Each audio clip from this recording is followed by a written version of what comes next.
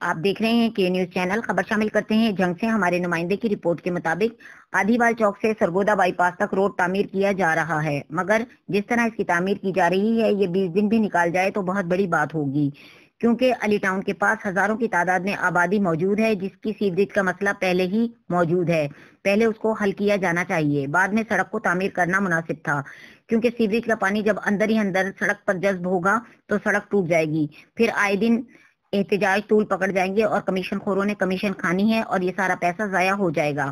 پہلے سے بھی زیادہ تکلیف کا سامنا کرنا پڑے گا، کیونکہ یہ جیسے کسی کے منہ پر کالک مل دی جائے اسی طریقے والی بات ہوگی. جس طرح اس کے اوپر ہی پتھر ڈال کر رولر سے پریس کیا جا رہا ہے، جو ایک بارش کے بعد بارڈر یا مورچے کی شکل اختیار کر جائے گا. عوام کی تکلیف کو مد نظر رکھتے ہوئے پہلے اس کو نیچے سے اکھاڑا جائے. جو سڑک کے قریب سیوریج کی گلیاں ہیں ان کو پہلے حل کیا جائے. اس کے بعد اس میں سڑک کو نیچے سے پہلے والا مواد نکال کر اس کو کارپیٹ بنایا جائے اور اس کی چوڑائی میں بھی کیا جائے.